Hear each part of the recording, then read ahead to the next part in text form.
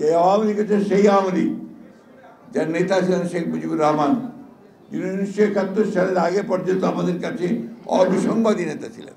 সেই নেতা স্বাধীনতার পরে পরেই পাকিস্তান থেকে ফিরে এসে বাংলাদেশকে গঠন করবার নাম করে নিয়োগ করে এটাকে একটা দুর্নীতির আখড়াতে পরিণত করেছিলেন। গুম করে হত্যা করা অথবা আপনার বিনা বিচারে হত্যা করা এই শেখ মুজিবের আমলেই শুরু হয়েছে। এই জুলাই বিপ্লব যেটাকে বলা হচ্ছে, এটা আসলে বাংলাদেশের জাতির সামনে আমি মনে করি একটা নতুন সম্ভাবনার দ্বার উন্মোচন করেছে। এই জুলাই বিপ্লবের মধ্য দিয়ে যে পরিবর্তনটি শুরু হয়েছে, ফ্যাসিস্ট হাসিনা যে পালিয়ে গেছেন এবং আওয়ামী লীগের যে পতন হয়েছে, ফ্যাসিবাদের যে পতন হয়েছে, এটা বাংলাদেশকে নতুন করে নির্মাণ করবার, গড়ে তুলবার একটা অভূতপূর্ব একটা সুযোগ আমাদের সামনে এনে দিয়েছে।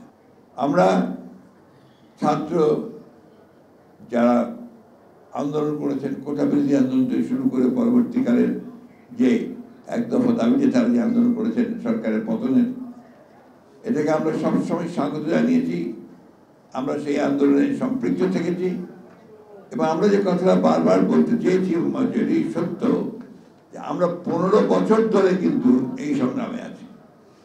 ফ্যাসিবাদের বিরুদ্ধে আমাদের লড়াই শুরু হয়েছে প্রকৃতপক্ষে 2009 সাল থেকে, এবং সেই লড়াই আমরা যারা দেশপ্রেমিক রাজনৈতিক দলগুলো আছি, আমরা সবাই একসাথে হয়ে একজোট হয়ে এই লড়াইগুলো আমরা শুরু করেছি। আমি দীর্ঘ আলোচনায় যাবো না, আমি শুধু আপনাদেরকে এইটুকু বলতে চাই যে ফ্যাসিবাদী আওয়ামী লীগ তারা অত্যন্ত সুপরিকল্পিতভাবে সচেতনভাবে বাংলাদেশের গণতন্ত্রকে দ্বিতীয়বার হত্যা করে তাকে একদলীয় শাসন ব্যবস্থা প্রবর্তন করতে চেয়েছিল। আমাদের মধ্যে অনেকেই আপনার কতগুলো জায়গায় আমরা ভুলে যাই যে আওয়ামী লীগ হচ্ছে সেই আওয়ামী লীগ যার নেতা ছিলেন শেখ মুজিবুর রহমান, যিনি 1971 সালের আগে পর্যন্ত আমাদের কাছে অবিসংবাদী নেতা ছিলেন। সেই নেতা স্বাধীনতার পরে পরেই পাকিস্তান থেকে ফিরে এসে বাংলাদেশকে গঠন করবার নাম করে নিয়োগ করে এটাকে একটা দুর্নীতির আখড়াতে পরিণত করেছিলেন এবং অতি অল্প সময়ের মধ্যে তাদের দুঃশাসন এমন একটা পর্যায়ে গিয়ে পড়েছিল, দুর্নীতি, এই দেশে আমরা একটা ভয়ঙ্কর একটা ভয়াবহ একটা দুর্ভিক্ষ হয়েছিল, যেখানে লক্ষাধিক মানুষ মৃত্যুবরণ করেছিল।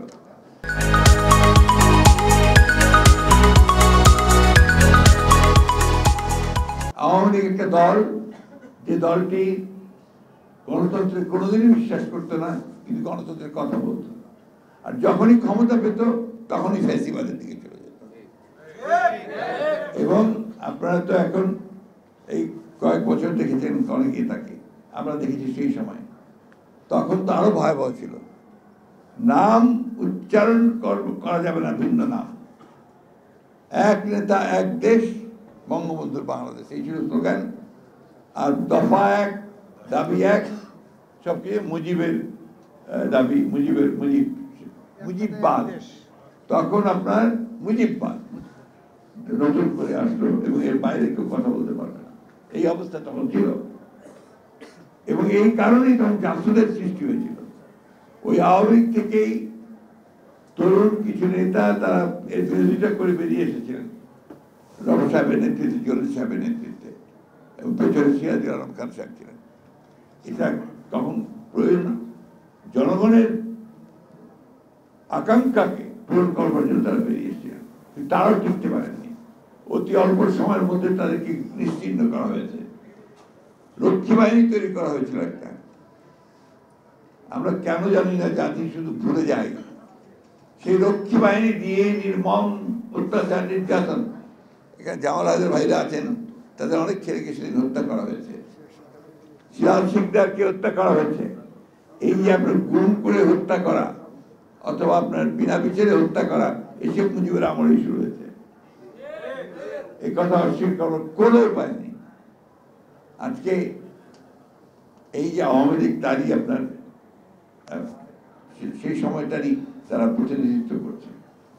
পরের আওয়ামী লীগ আসলে আপনারা দেখেছেন, আমরা 12 সাল থেকে লড়াই শুরু করেছি, সংগ্রাম শুরু করেছি, আমরা একটার পর একটা আন্দোলন করেছি, মুভমেন্ট করেছি, এবং সব শেষে আমরা সমস্ত রাজনৈতিক দলগুলো মিলে, দেশপ্রেমিক দলগুলো মিলে আমরা যুগপৎ আন্দোলন করার সিদ্ধান্ত নিয়েছি। আমরা জোট ভেঙে দিয়েছিলাম, কিন্তু আমরা যুগপৎ আন্দোলন আমরা শুরু করেছি।